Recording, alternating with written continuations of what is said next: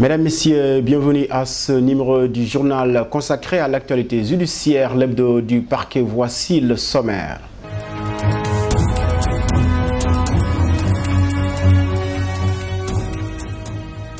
Affaire Thione Ballago Seck, la chambre d'accusation délibère le 22 septembre prochain. Cette juridiction a été saisie par les avocats du chanteur à travers 2 requêtes aux fins d'annulation de la procédure de poursuite contre leurs clients.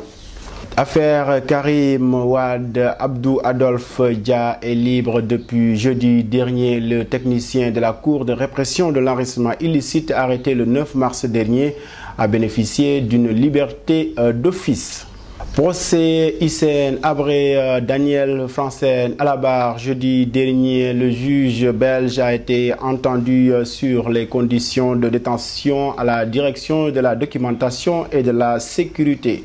Dans ce journal aussi, le balai des experts se poursuit à la barre. Vendredi dernier, Patrick Ball, résident aux États-Unis, s'est présenté au juge. Il a été entendu sur le taux de mortalité dans les centres de détention au Tchad sous le régime de Hissène Habré.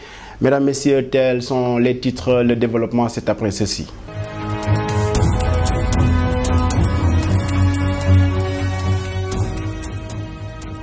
Bienvenue à toutes et à tous. Comme je vous l'annonçais dans les titres, affaire Thione Ballago Seck, la chambre d'accusation n'a pas finalement rendu son verdict la semaine dernière. Elle le fera le 22 septembre prochain, du moins c'est la date encore retenue.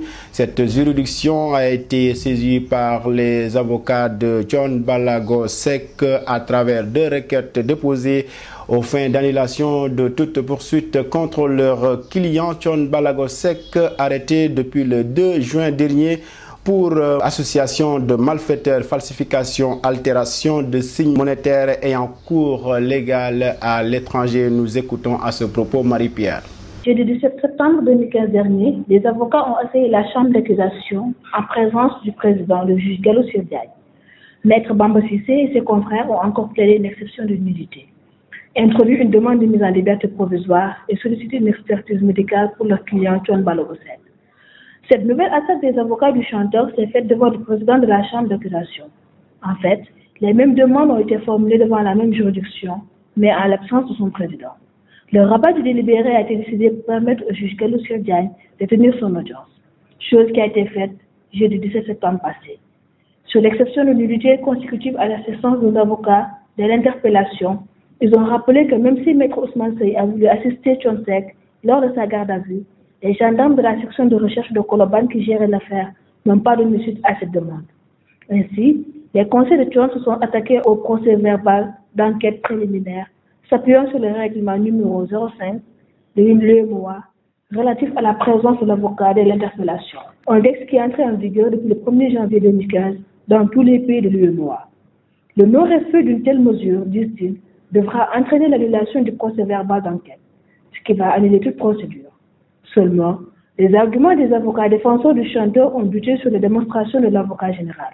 Selon-il, si le texte existait bel et bien, il faut cependant, au degré d'application, une modification du code de procédure pénale pour pouvoir le faire appliquer. En termes clairs, il estime que cette demande devra être rejetée, puisque toutes les conditions ne sont pas encore réunies pour faire appliquer les règlements de l'UEMOA. Merci Marie-Pierre. Parlons de toute autre chose.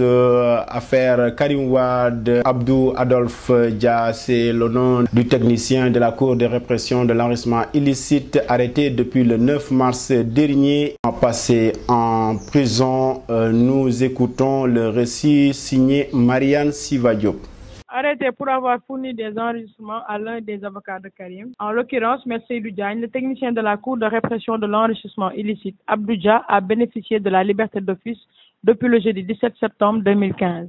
Après quelques mois passés en prison, le juge Samba Sall s'est plié à l'exigence de l'article 127 bis du Code de procédure pénale, qui dispose que pour les faits délits délictuels, à l'exception du détournement de deniers publics, le détenu doit être libéré au bout de 6 mois si l'enquête n'est pas bouclée. Abdou Adolphe Dia est ainsi libre depuis jeudi dernier. Le 9 mars dernier, le technicien de la CREI a été inculpé parce qu'il était soupçonné d'avoir transmis des délibérations aux avocats du fils d'Abdoulaye Wade, poursuivi pour enrichissement illicite. Une accusation qu'il a toujours réfutée. Toutefois, il s'agit ici d'une liberté d'office qui ne veut pas dire qu'il est blanchi, encore moins que la procédure d'instruction est arrêtée. Merci Maria Suiva Diop. Le procès du président, de l'ex-président tchadien, bien sûr, Hissène Habré, se poursuit. Daniel Fransen à la barre jeudi dernier. Le juge belge a été entendu sur les conditions de détention à la direction de la documentation et de la sécurité. Mamfama Gueye nous fait le compte rendu. Le témoin est interrogé par le procureur Macky Sall sur les conditions de détention à la direction de la documentation et la sécurité. Relayons les déclarations des détenus. Le juge accable Hissène Habré. La thèse est soulevée par l'un des avocats commis d'office, M. Mounir Fall, pour assurer les intérêts de l'accusé qui refuse de se défendre.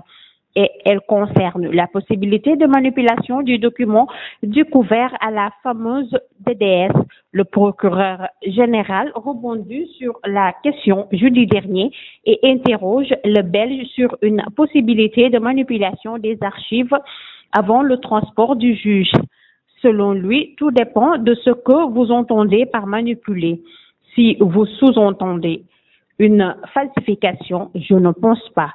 Fort de ce fait, le juge met en exergue l'état dans lequel on a trouvé certaines archives et le dossier photographie qu'il a fait. Il précise qu'il y avait même un journal datant de 1984.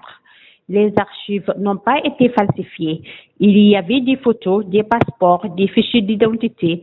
Ces pièces avaient été traitées avant mon arrivée, mais je ne pense pas qu'elles aient été falsifiées, formule le témoin. Puis enfonce-t-il sur les exactions et les massacres commis par la structure Daniel Fransen, indique que les chefs de service interrogés ont dit que les ordres venaient d'Hissène Habré. Et ce ne sont les seuls à l'avoir dit. Poursuit le juge qui cite le témoignage de Khadija Hassen, une fillette de 13 ans détenue à cette époque et qui a dit Hissène Habré lui-même l'a interrogé.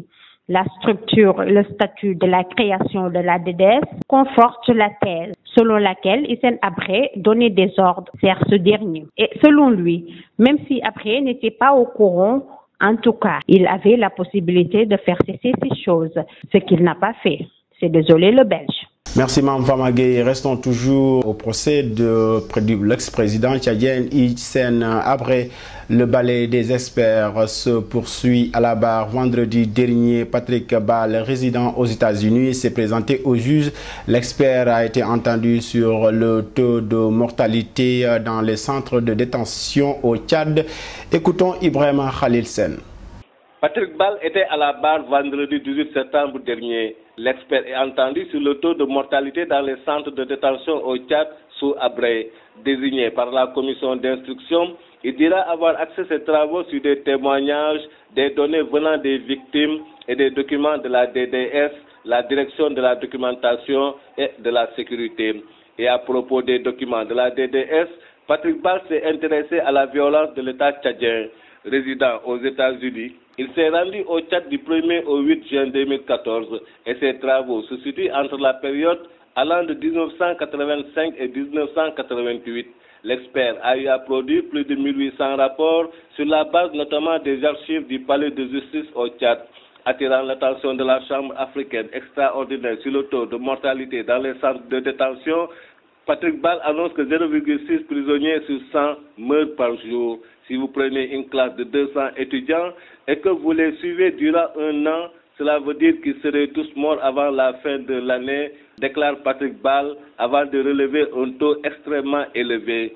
Puis, je cite, lorsque nous comparons le taux de mortalité à la DDS et le taux de mortalité des adultes au Tchad, on se rend compte que le taux au niveau de la DDS est entre 90 et 400 fois plus élevé. Fin de citation. Faisant la comparaison avec les détenus américains, pendant la Seconde Guerre mondiale, le statisticien indique que le taux de mortalité dans les centres de détention au Tchad est entre 1,3 et 4 fois plus élevé et est entre 1,5 et 5,3 fois plus élevé que dans les camps soviétiques. Au Tchad, le taux quotidien, c'est 2,37 morts sur 100 personnes, cher Patrick Ball.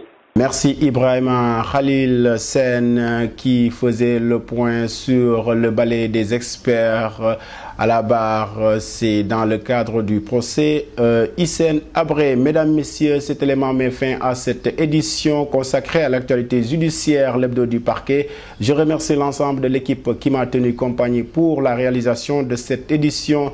D'ici là, l'info continue sur www.igfm.sn. Je vous donne rendez-vous à la semaine prochaine. Merci.